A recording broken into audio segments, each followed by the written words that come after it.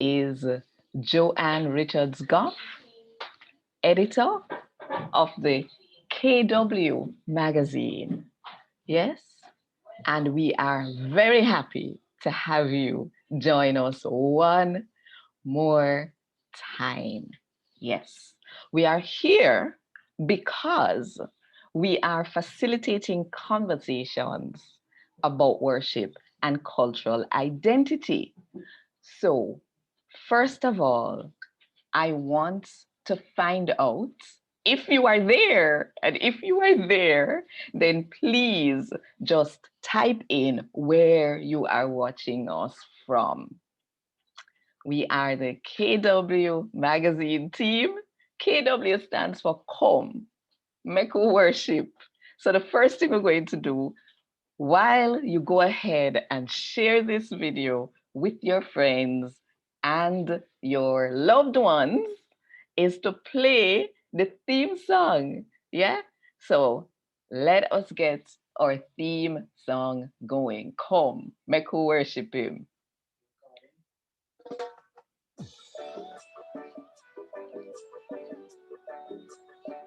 Whoa, yeah. Come, come, come, come, we worship him. Come, make we dance and sing. Give thanks and praise to the King of Kings. Come, make we worship him. Come, make we worship him. Come, make we dance and sing. Give thanks and praise to the King of Kings. Come, make we worship him. Now we protect. Come, make we worship him. Whoa. Come, make we dance and sing. Yeah. Give thanks and praise to the King of Kings. Come, make we worship him. Now we deliver. Come, make we worship him. Come, make we dance and sing. Give thanks and praise to the King of Kings. Come, make we worship him. Come, make we worship him. Whoa. Come, make we dance and sing. Yeah. Give thanks and praise to the King of Kings. Come, make we worship him. Come, make we worship him. Come, make we dance and sing. Give thanks and praise to the King of Kings. Come, make we worship him.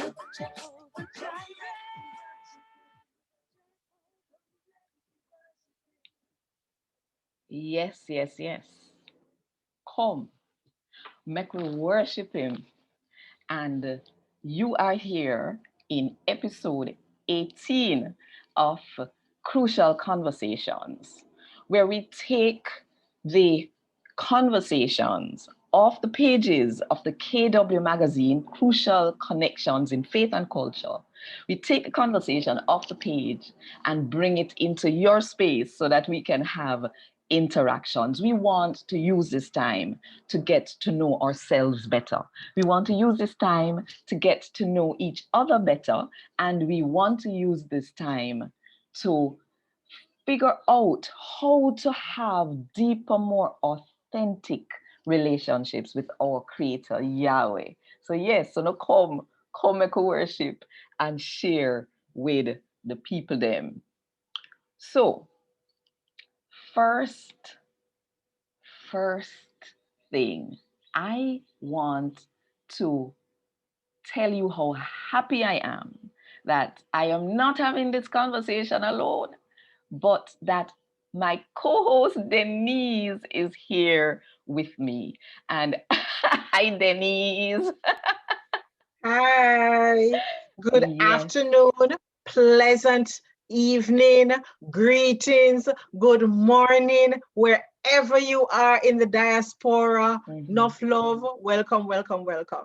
Yes, man. And I have to tell you, Denise, that when I see you looking so bright, I know that it is a testimony to what God is doing in your life Talk right to it, now.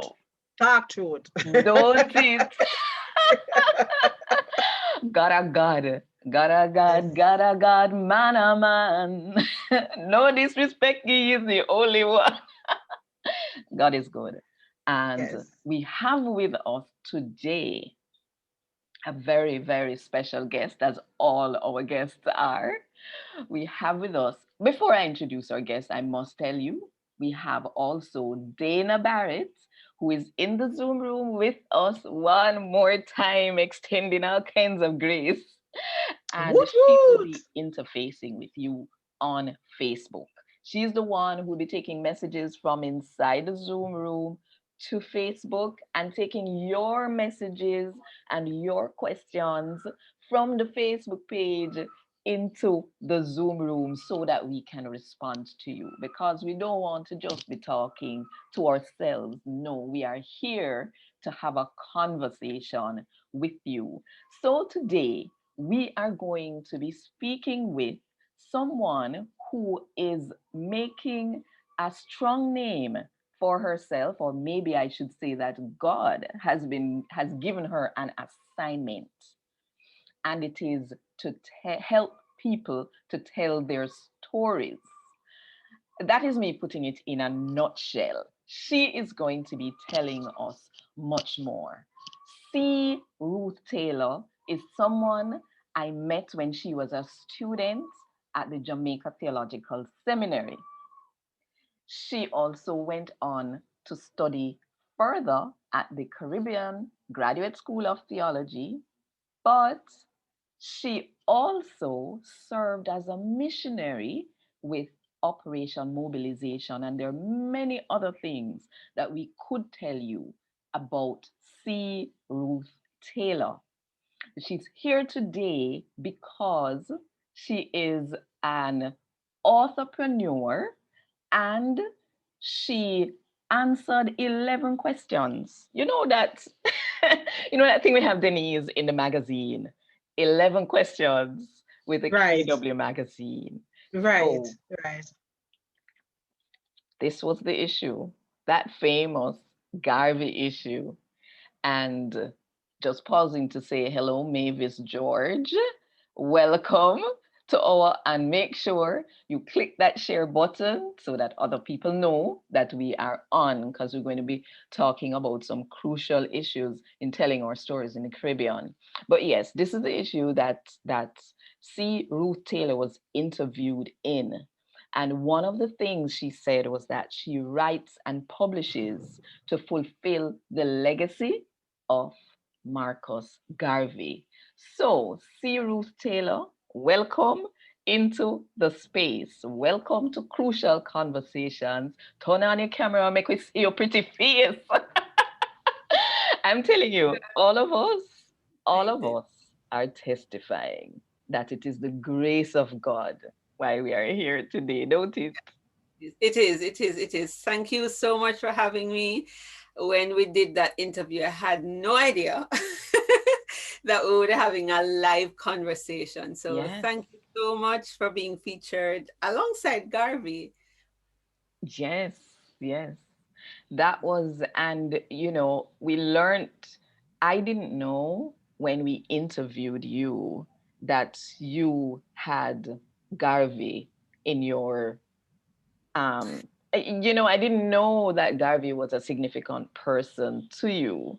It was just, we need to hear your story. Let's ask you 11 questions, and Yes. then it turned out that you were in the right issue. So the first question we always ask everyone is where you come from. Where Tell us a little bit about it. Father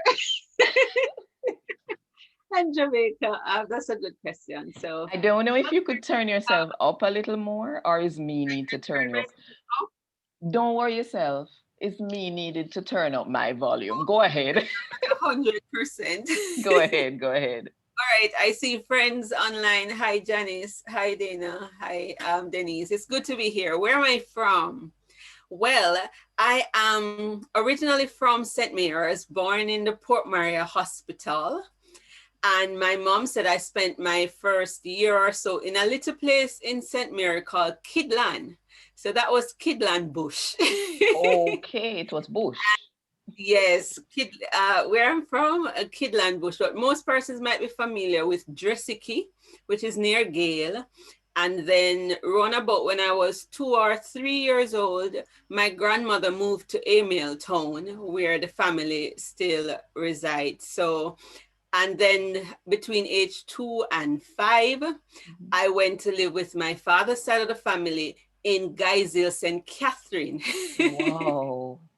And then when I was 10 years old, I reunited with my mom in Kingston and spend the rest of my life, growing up in Olympic Gardens. So that's a little bit about, in terms of geographically, where I'm from. Okay. So she's spanning St. Mary, St. Catherine, and Kingston, St. Andrew. But there was a gap. There was a gap between 5 and 10. What happened there? 5 and 10. All right. So 1 to 2, my mom was a teenage mother, so she came to Kingston to seek a better life by the time she was 19 years old. So she had me at 17. So 2 years later, she came to Kingston. So in the meantime, 2 to 5, I was living with my father's side of the family. Right. And then at 5, I went back to live with my maternal grandmother between 5 and 10. And then at 10, my mother was in a position where she could take care of me. So I went to live with her. Awesome, awesome. And I have to pause and say welcome and enough greetings to my son in Zambia. Royd is his name. Royd, DJ Sanctified. We are going to call him DJ Sanctified. Welcome, welcome, welcome. And everybody else who is in Zambia now watching live and direct. It is so good to have you. Yes, man. And that's Janice, nice, because I was in Zambia in 2013. Look at that. Hey, son, you hear that? She was in Zambia in 13? Yes. 2013. Yes. Wonderful. So now, the next question I have for you. What inspired you to go down this road of writing and publishing? And before we even say that, how many books have you written up to this point? There's your face. Right? I have about 28 written books. I've published 21. Wow. 21 published, because I think when we released the Garvey issue of the magazine, you had just published 6 at that time. Yes. And that was last year, January. Yes. And you're now at 21. People, yes, I wonder if you're hearing. That's why we call her the Rocket Writer. But what? Yes, the Rocket Writer. She writes fast. What is it that inspired you to go down this road? Good question. Well, I was told I could write like 10 years before. Dr. Black, Damian Black, former acting president of JTS, he told me I was trying to get through to go to Yale, and he redirected me to CJST, and he said, I need to do a particular program because I want you to write, because you can write. And a friend of mine, in writing in one of those Yale prospectus, said, I hope to see your books in the future. So that is where the idea kind of started, but I didn't see myself as an author, a writer. So it was at the back of my mind. In going to Zambia, I actually was writing a book outline on the plane, but I thought the book would have been about missions. That book still has not been written. So what pushed me further now, on the heels of a heartbreak, a second broken engagement, after a wedding dress bought, hotel booked, all kind of stuff, that fell through, and I just felt like giving up.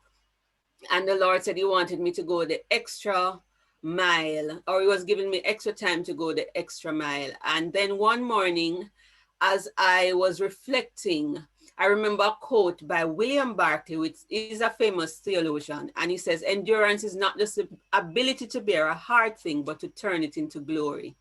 And one of my mentors and I, we were having discussions, and he said, writing is therapeutic. And this would be a good way. You look at the women in the Bible, what they've been through, maybe you can add some modern understanding. And so my birthday was coming up, And I felt God was saying, right. So that was in 2014. So my birthday would have been in 11 days. So April 29 to May, I wanted to finish the first draft in time for my birthday. So I wrote almost 68,000 words in 11 days. And it was about turning tragedy into triumph, because my mom says your greatest tragedy is your gateway to blessing. And so it is. And she gave me permission to write my story. She said, if it will help one person, then it would be worth it. And this was the result of that first book, Heartache Queen Unshackled, my journey towards liberation, self-acceptance, and wholeness. So that's how it started. Awesome, Denise. Boy, the story. But just to be clear again, so at the time that she did the interview, at the time that you did the interview, Ruth, with KW Magazine, you have published 6, and that was January 2019, you said, Joanne? No. 2020. 2020. 2020. Yes. Right? And you wrote 6. And since then... 6. Didn't write 6, but I published 6 at that time. And how many have you written to date now? I have about 28 manuscripts, but I've published 21. 21. So that's a lot. How many books in all in 1 year? I actually wrote, I went on a challenge. I wanted to challenge myself. When I turned 40, I wanted to do something that would make the next decade greater than the past. And I wanted to challenge myself. If you want to be extraordinary, you have to do something extraordinary. And so I found myself writing books real fast when I started the group. In November 2018, we started a challenge to write a book in 30 days. But I found that while the group was doing that, I wrote Authorpreneur Secrets in 3 days. And I kept on just writing. So by November 2019, I had written the 20 manuscripts. So it was now a matter of just publishing them a bit at a time. So that's part of the thing why it's so many, because I wanted to have 20 books for 2020. Woo! So you mentioned the term authorpreneur. Can you define that for us, please? All right. So good question. It's a cross between an author and an entrepreneur. So you can turn anything and add preneur to it, right? Right. So I wanted to shift the narrative because it was just about writing and selling books. And you can leverage a book for so much more. So entrepreneurship has to do with leveraging the power of a book and creating products and services around your book. And for me, it's a platform for transformation. So it can be starting a business, pushing a cause, advancing a mission. And you do it both, you're creating profitable products and services from your book for both impact and income. I think I want to keep that in mind when I ask you this question, that God incident that took place with you being interviewed while they are having the Garvey issue of the KW magazine. And you stated that you are writing and publishing to fulfill the legacy of Garvey. Can you expound on that now for us? Good question. So Garvey is one of my inspiration. One of the things is that Garvey was a publisher, an entrepreneur, an orator, and he was for Black excellence.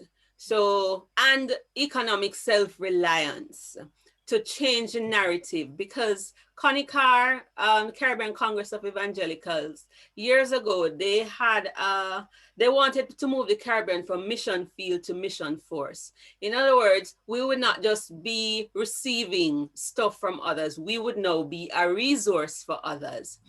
And a lot of times people look down on the Caribbean. It has been said that we don't write enough. And so the narratives out there, you don't always get the positive impression. So one of Garvey's thing was to ensure that the narrative would change. So in his magazine, in his newspaper, he would feature the stories of Black people who are doing well.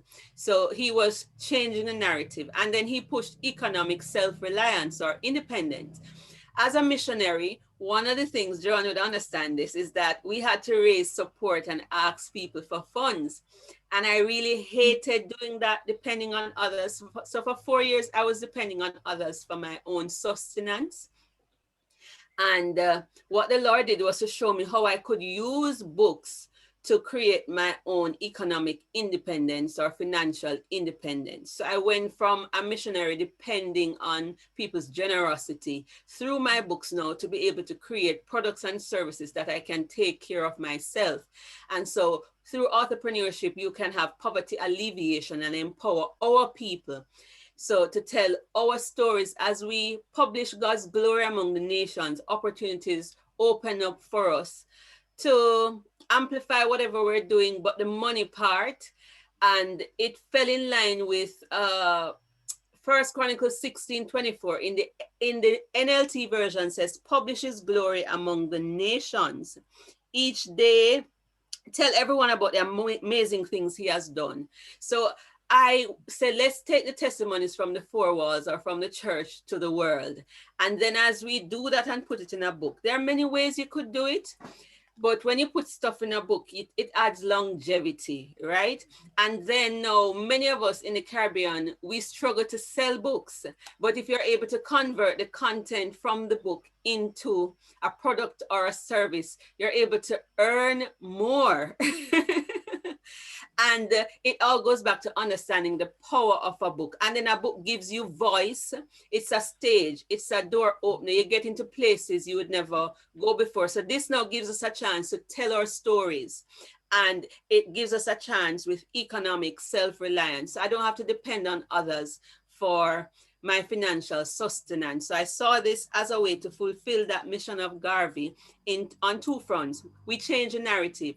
Because if we don't tell our stories, other people are going to tell our stories, and they don't always tell it right. Mm-hmm. Right? So it's up to us to tell our stories. Not just our stories, but to tell God's stories. Because through telling God's stories now, the Holy Spirit will pull people to himself. And so in other words, through writing, you become a mission force.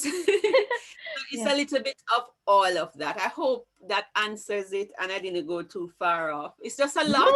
No, definitely not. Definitely not. Marcel is saying Garvey would be proud to hear this. Yes. And I'm just going to take the quick time to say, hi, Mavis George. She's saying good day, everyone. Yes, so no, definitely. And I'm loving the term Black excellence. Yes. Oh, my word. Because listen, what we do, especially when it is given to us as a task from our Creator, you know, and then when him say, this is good. Look from when he make creation and him said this is good, and look how long, even with sin and the degradation, and we still see beauty in this world. Now, can you imagine when we open up ourselves to be used by God? Yeah. Definitely we have good things coming. Oh, wow. Yes. And I mean, so telling our stories. Yes, Joanne. As I'm listening, you can hear coming from you, Ruth, what made Janice Wilson say, "I'm here to hear Ruth." She's such an inspiring woman of God. Yes. And yes. She said, "Your mom must be so proud of you now." Yes, she is, don't it? And you are proud of her too. Absolutely. She's my inspiration. Yes. Trust me. And we have a fascinating story. We didn't always get along, but through writing, God healed our relationship, and we have a ministry together. She is my biggest financial supporter. She made the book possible. Mm-hmm. God told her to invest in it, and she's just my biggest supporter.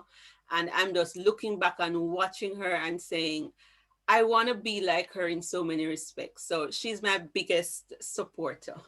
Awesome. No, I know you are talking about us writing our own stories, telling our own stories in writing. Mm-hmm. But when I was growing up, I remember, you know how Jamaicans can cuss out each other when we're ready, right? And one of the things that children would one child tell another one, boy, you're so dunce. If my writing name on a bulla, you would have eat it. You know, and then there were others who would say, if you want to hide something from a Black person, put it in a book. Right. You know, so how do you respond to that, and how do you see that playing out? Do you see it playing out in any way on your Yeah. journey as an entrepreneur? Good question. It is true, but remember, I'm creating a shift. One of my frustrations is that Create the shift. we have a face-to-face culture. We have to understand that. So Jamaicans rather, or I don't know if it's Caribbean people, I will speak to Jamaicans. We rather be told the information rather than reading it. Yes. So it's one of my frustrations. I will write these things in the book, but, and then people will still come to me to ask it. They want to hear it. And so we have to understand the power of a book and shift perspective. It's not about people reading the book. A book positions you as an authority and an expert. It gives you credibility and influence. If you write it, you will speak it. That's the key. And if you write it, you can teach it. So you don't need 1 million persons to buy your book to read the book. You need to have that book to have that authority and credibility so that now you can take the message from the book to the world. Like this, most of the people in here perhaps have never read any of my books, or maybe one or two. But because I wrote a book, I was featured in your magazine, I get an invitation to come on a program that has the ability to go across continents. And the same information in the book, I get a chance to share it. So it's not so much about the book itself and people reading it. It's about the opportunity to take the message in the book to the world. So we shift perspective. Yes. So you don't need a lot of readers. Leaders are readers. And those who read, lead. Those who lead, read. So you want to get your book in the hands of the leaders and the influencers who will read it and then take that message to their congregation or to the world. Let me give you a good biblical example. Josiah, Moses wrote his story, his journey, what he heard from God, pass it on to Joshua. Yes. Then 300 years later, a young king, a teenager by the name of Josiah, the book of God was found. Josiah didn't even read the book. He had a scribe or a secretary. They read the book, the contents of the book to him. He didn't read it. And he was so impacted by it that he took what was said. He gathered the entire nation. They heard the story. They heard what was in the book. It brought reformation. So you're writing for the leaders who will bring transformation and reformation. It's not about the masses reading your book. And you're writing for the opportunity, the leverage, the doors it will open up so that you can take the message from the four walls to the world, and so that generations to come can get a chance to hear what you have said and be transformed. So it's a radical shift. If you write it, you will speak it. And writing just preserves it. It gives it longevity. It's like trees. Some of the trees in my backyard, I don't know the owner who planted them, but I'm benefiting from them today. Wow. Okay. So, therefore, can you tell us some of the titles that you have published so far? Which one is the most the best-selling one? Okay. The best-selling one is Design to Win Roadmap. Okay.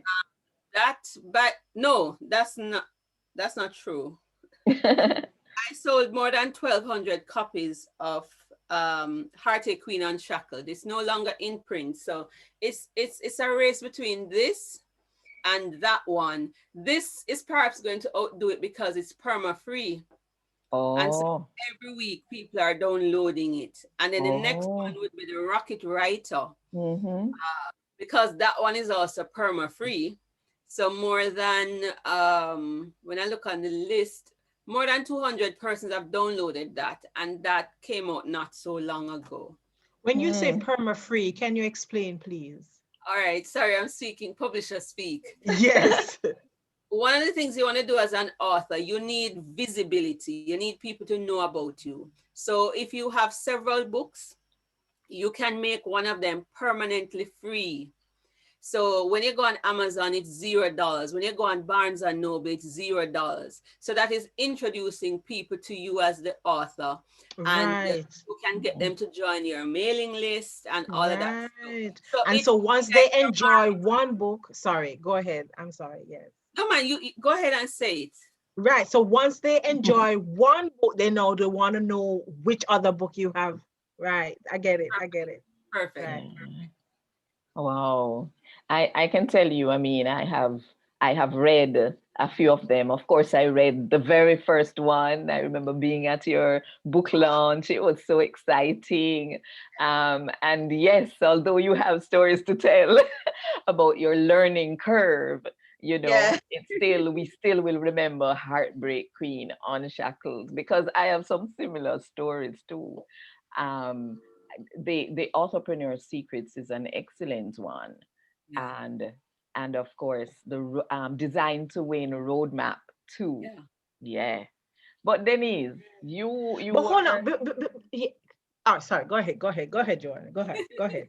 no, Go no, ahead. I was gonna say that you had a question that was coming from the interview that you read about the impact of Before I reach the yes. impact, which I'm also sure this question ties in, did you answer the question about how many persons you have helped with Oh, you their didn't road? ask it. I He didn't asked ask how many it. books Oh, I had. What's the okay, one? That's okay, where I was going. Thanks, okay. thanks, Denise. Yes. Uh-huh. How many persons have I helped to publish? In terms of direct work, maybe it's about 25 by now, because I was reluctant to help persons with the publishing itself. But in terms of giving advice and guidance, we have more than 100 persons in our group, so quite a number of them would have gotten that. And there are persons, when I send out my emails, one man just started his publishing company, and he said what he did was to put all the materials that I send out in a folder, and that he's using that to guide him to set up his business. So I don't know the number of persons I've really helped, but in terms of those that I've directly helped to publish, giving them a service, or those who carry my publishing imprint, it's between 20 and 25. I would have to go back and check. Yes. That's a lot of impact, you know, Rose. It's a lot. That's a lot of impact. And before I go on to that question, Mavis George is asking, would you recommend a Perma-Free book as a first publication? No, if it's your only book, what I would say is create like a checklist, some kind of another valuable thing to give away. Write a short story or a mini, something smaller to give away, because that's your only book. But what you could do, you could have it give away for a couple of days. Then when you have more books now, that Perma-Free, which is normally like the first in the series, it will expose people to your backlist. So that is the marketing strategy, especially if you write non-fiction. It's an excellent strategy, but it works either way. And here's a follow-up question. Is there a book that explains all of this process to help them on their way to this kind of journey? There are several books out there. In terms of my own books, Authorpreneur Secrets will help, and definitely to understand the magnitude of being an author. One of my latest release is Penny to Win. How to achieve success with nonfiction books beyond book sales. Good. That is the key book. If you want to learn if you need a manual in terms of all phases, writing, publishing, creating impact and income, Authorpreneur Secrets is that one. Great. Okay. Now, with that being said, here's a question now. You mentioned that in the interview in the KW magazine, you mentioned that there are testimonies about transformation of lives from those who have read your book. We are interested in hearing a testimony or two about these transformations, if you are free to share them. Yes, I'm free to share. I want to talk about Christy, because part of the whole thing is that when God told me to write, God said, I'm giving you a platform. I was kind of like, a platform? I don't want to go on TV. I don't want to be exposed. I hate criticism. And sometimes when people get famous and that kind of thing, they become heretic, they stop following you. I was just, me not like criticism. So I was like totally scared. But what he said to me is from Isaiah 12, which is similar to 1 Chronicles 16:24. He says, I want you to tell the world, which says, tell the world how great he is and tell the world about the great things he has done. At that time, I didn't understand that being an author in itself is a platform. So it's to tell the story of his grace, what he's doing in our lives, which is what 1 Chronicles 16:24 says. Tell the people the amazing things that God has done. So with this book, Keys to Win at Life, it's not a Christian book per se. It's just a book about strategies to become successful, to achieve your goals. 100 strategies, 100 proverbs, 100 real life application. And then, of course, I have to tell my story in it. But my story is perhaps about 2 paragraphs. Outside of that, there's nothing innately Christian in it. There's not a lot of scripture. There is no whatever. So in telling my story, there's a friend of mine, she does counseling. And so she recommended this book. And one of her clients read the book. She read the book, started, her life just changed. She got baptized after reading it. She said she started reading more and the whole personal development thing, and she shared it with her mom. Her name is Christy. She's still in church now, actively growing, and things are better. But it was a story that impacted her. So when one of the things I'm pushing writing is that when you go testimony service, I don't know about you, but it is so impactful. And one of the things God said, I want you to write, to take the testimonies beyond the 4 walls. And she reached out to me on LinkedIn and shared that story. Your book will go places where you will never, ever go. It is doing things that you don't even know that it is doing it because you're not there. So that is one of the most powerful stories. There are others who've written to me and told me they've been through similar things and they just love the writing. They're encouraged. Others who read The Rocket Writer, for example, they're so inspired that they start writing their own books. And it is just opening a lot of doors. There are persons who will read the books and they say, God said to call Kamika. That kind of thing that is happening. It is just one of my students, one of my favorite one, when I had the Design to Win conference, not a student, but I'm indirectly mentoring him. He got Keys to Win at Life. He said he's not a reader. Daniel, he gave him permission to share his story. He said, I'm employing all the keys. Then one day he wrote and said, you said ask to win. And he had a school fee situation. He said, I'm going to ask. I don't like ask anybody for anything, but I'm going to ask. And he said, I'm practicing what you put in the book. Daniel got his school fee. I don't have no money at the time, but I said, no, man, I have to sow into this young man. So the reading, he's applying what he's learning, and he is just reading because he wants to retire early. He's in his 20s, and that's another impact coming out of just, I guess, this book. What I must say is that all the keys are what I live with. So Design to Win is a key in the book, which became a book. Penny to Win is a key in the book, which is now a book. Wow. So a lot of these things, this is a book that basically has the secrets, and I'm living it out. And you have 100. I'm sorry, I'm just realizing if the keys are becoming books and there are 100 keys. Go ahead, Denise. Yeah, man, vision. You see the vision board. Yes. It's coming out. And if I'm interested in getting a copy of that book, where can I get it? It's on Amazon, Barnes & Noble, you name it. Online retailers, go there, you can get it. If you want physical copies, I still think some are at Eden Gardens, but generally you have to order through me. So you can pay into a local bank account or via PayPal, and then within 2 weeks I get the books there. I'm out of, I still have some more keys, so I'm not out of stock with that one. You can link me or Joanne. If you're in Jamaica, get a physical copy. Outside of that, you have to purchase it online. Can you say here where they can link you? I know I maybe be premature, but I'm just putting it while I get it. My website, extramileja.com. Go to Ruth's Bookshop and you will see the list of books there and where they lead to. So once you go there, they'll be able to find me, or you can WhatsApp me on my business number, 782-9893, and we can take it from there. Okay, and by the way, remember we have an international audience, so 876-782-9893. I'm putting it up here as well as with the www.extramileja.com. .com, and just go to Ruth's Bookshop.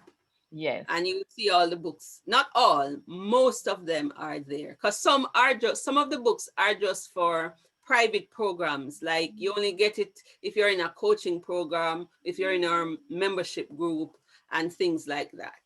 So therefore, people explore the website because there is a lot of value there. And you may want to register in a course where you can get much more of this wisdom that you're hearing coming from this woman who, when God talked to her, she listened and she followed through, even if it's stuff that she is not excited about, like platform. You know, I can so identify with you on that because people don't know that I really am a shy person who would prefer not to be in a public space all the time. But yes, when God sends you on a mission, then it's a different story altogether.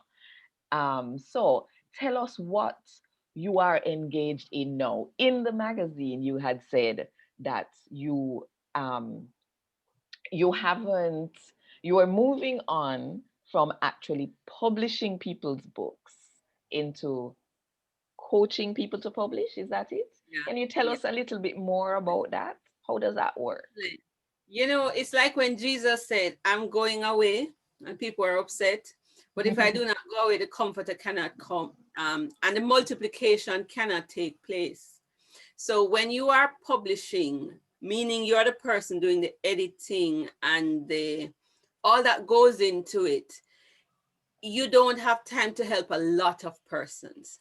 Yeah. So I had to seek the Lord, and I didn't enjoy the process. To be honest, I don't enjoy much of the process. But people kept coming to me, and I labored for over a year, agonized what to do. I mean, bawling, and because people keep saying you're good at it.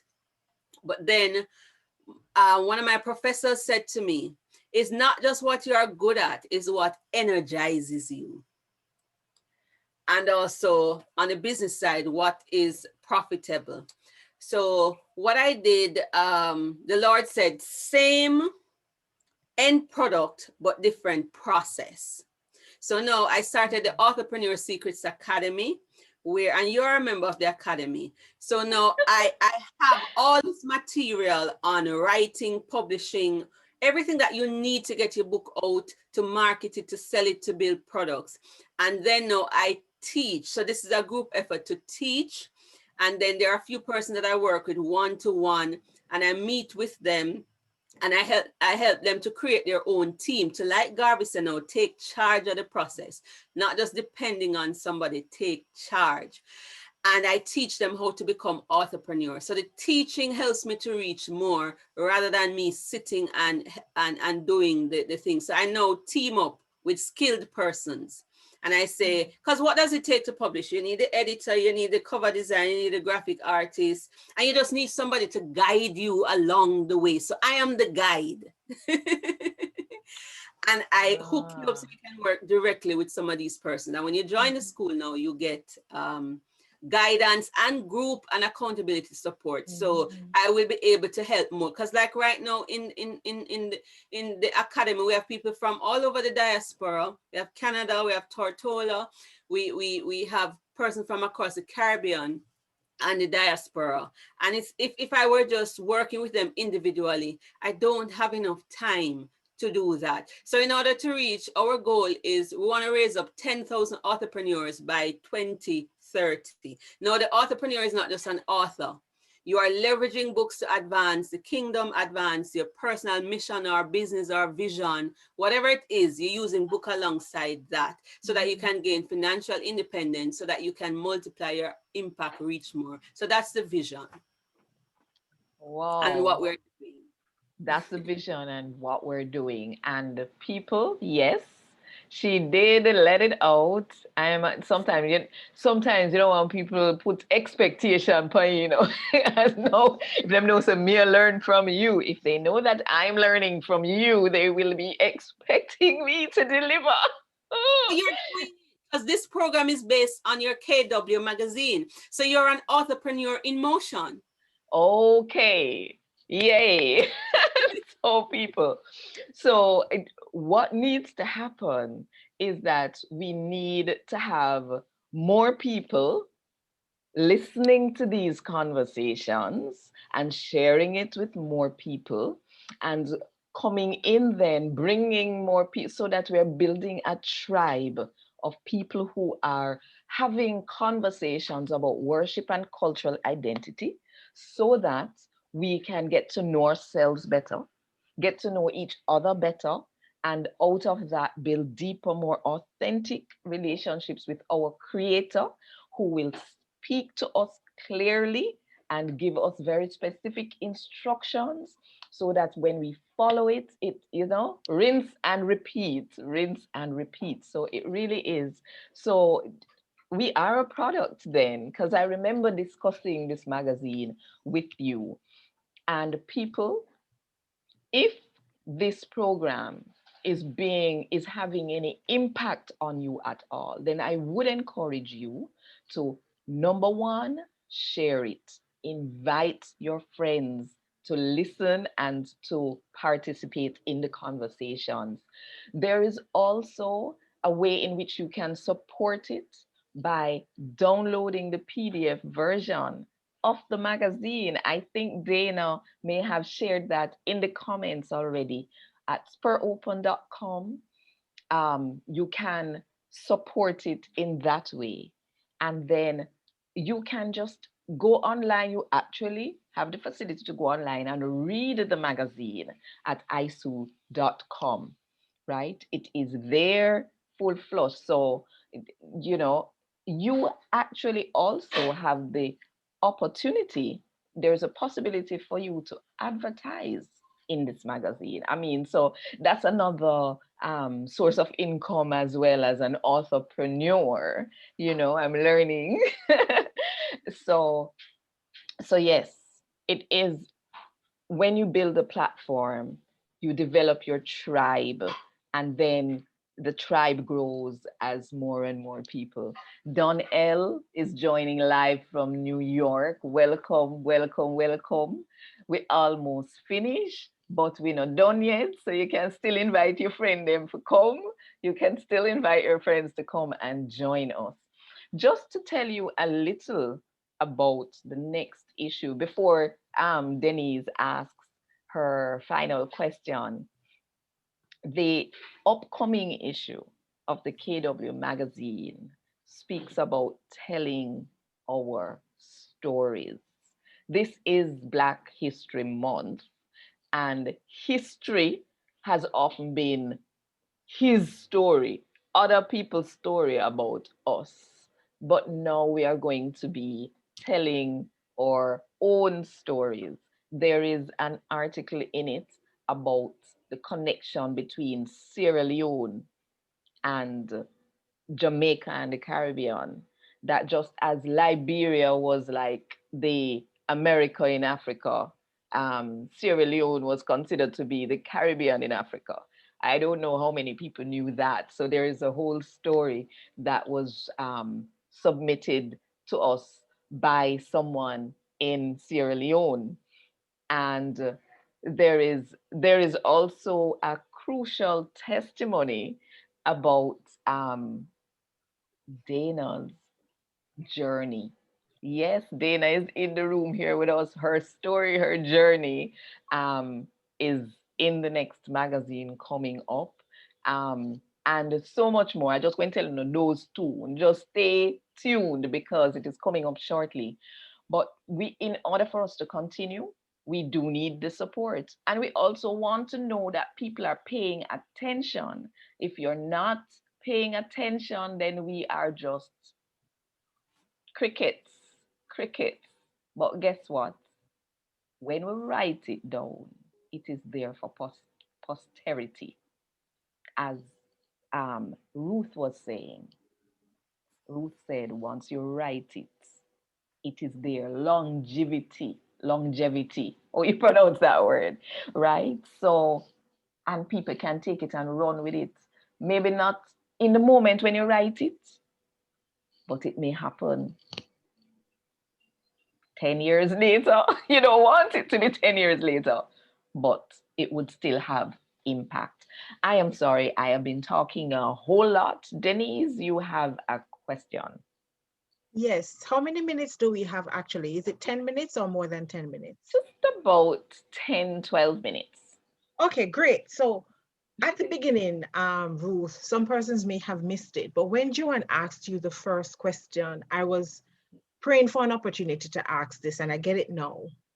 You answered the question as to what inspired you to start this journey, and you mentioned something that happened to you, being heartbroken. Mm-hmm.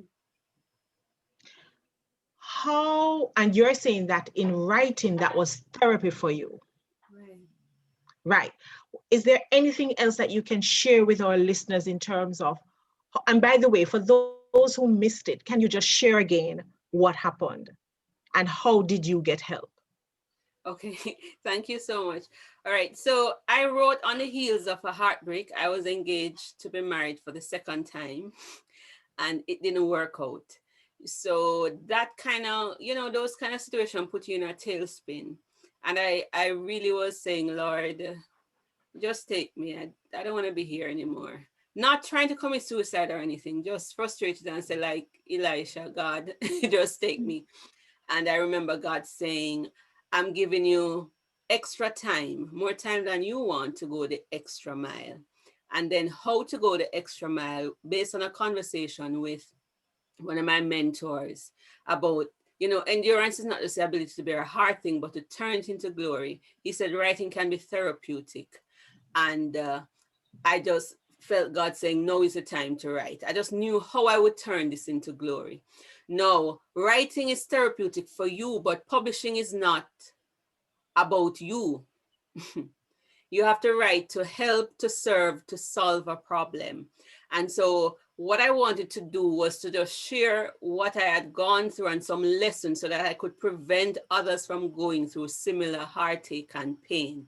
So you have to move from just writing to process your emotion to writing now to help someone.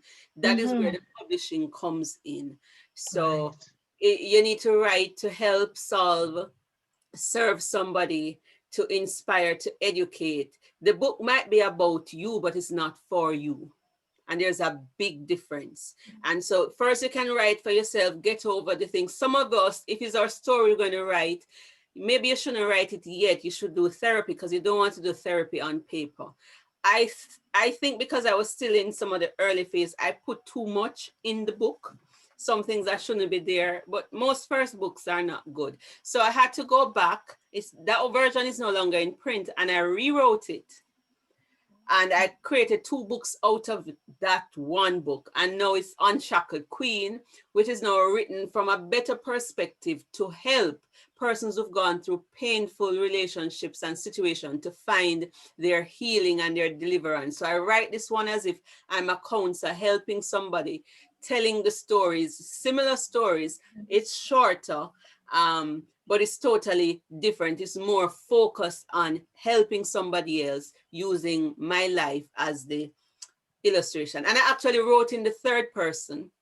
So if you don't know me, you wouldn't know that it is me I'm talking about. Thank you. That's so deep. That is absolutely so deep. I'm going to share here too that as a counselor, therapist, Joanne, Yes. I used your video, Yahweh, that is posted on YouTube. Yes. One of my clients was having some challenges, and I pointed her in the therapy session, let's watch this video together. And the video focused on aspect of nature and the words of the song, Yahweh, Yahweh. And when the song was finished, I asked her, how did that make you feel? And she's like, oh my God, I never saw God like that before.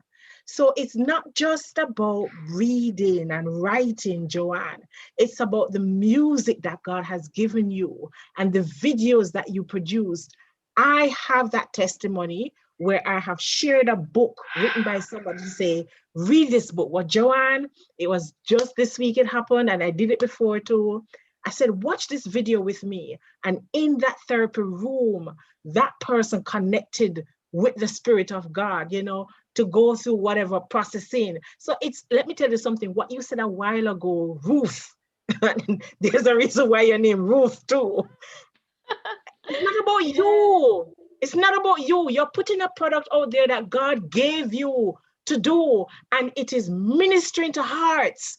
It is helping hearts to heal. And I just want to pray for you and commend you, on your journey. So what if one of our viewers has a story to tell? How best can they connect with you so that you can help them with their story? They can just go to my website, extramileja.com, and they can sign up for a free consultation session or just send a message on the contact page. Easy cheesy. Can you repeat that? Think of going the extra mile, just add JA to that, extramileja.com. And on the front page, there is a message, or on the website itself, contact. They can get a free consultation session regarding the book that they want to write. They also can get the Rocket Writer there. It's free, so that they can get guidance to write the book. And it's not just a teaser. It actually gives you the steps. Nothing is left out. So they can get help there. I'm just loving the way you are so abundant in your giving. Nothing is left out. You don't hold back anything. Yeah. And I saw your sower, I saw your reap. Yes. God bless you. God bless you. Can I just say one thing? Denise emphasized Ruth. When I was in Zambia and Namibia, this is where a large portion of the vision developed. When I was in Namibia, they could not say Kamika. And I was reading the book of Ruth. And I knew it. I knew it. I felt the Lord saying, tell them you're Ruth. He said, study Ruth, become Ruth. And at that time, and Ruth is an acronym for raising up the hurting, the helpless, the hopeless, and the heroes of our time. Wow. Yes. So when I said there's a reason why your name Ruth, maybe a hit on something. Yes, man. Because I was thinking about, so raising up the hurting, helpless, hopeless, and the heroes of our time. And you're living to your name. You're living up to your name. Yeah. All right then. And I'm seeing here, Joanne, you want to mention what's in the chat for Dana to put in on Facebook? Yes. So we are in the process of preparing for the next issue of the KW magazine. And one of the articles in there is the Vox Pop, where we get people to respond to questions, and then we create an article out of that. So in this one, we want to find out about how connected people are, the Caribbean diaspora, and of course, African continent and African diaspora. Do we want to connect? Do we want to visit each other? Have we visited each other? If not, why not? Questions like those. It's a very, very simple survey. And so I'm asking Dana to share it in the comments so that people can fill out the form and share the form, because I'm giving it 2 more days. On Monday is when I'm going to close off and prepare the article coming from that.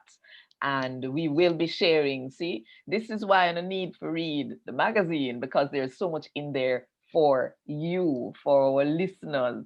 And I'm listening and hopefully learning about how important it is to see your writing and publishing as not being for yourself, but for the people. So we need to know what you want. One of the questions that we ask is, would you be interested in connecting directly with our brothers and sisters from across the ocean through the KW Magazine platform?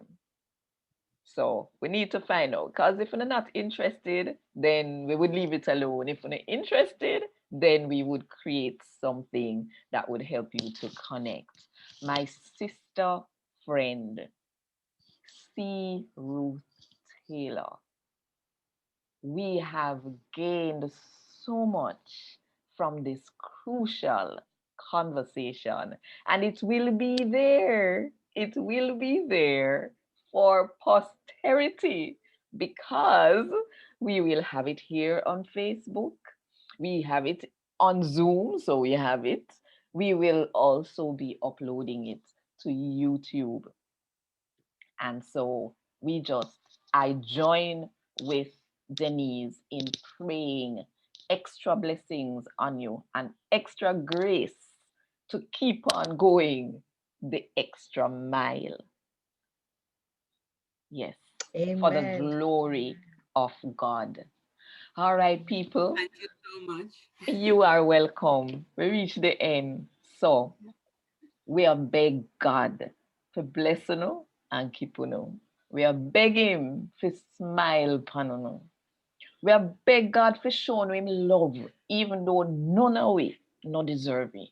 And we are beg God to look upon you and go no feel peace. In Jesus' name. Not just for today and tomorrow, but the next day and the next day and the next day. Oh no, what good and one love.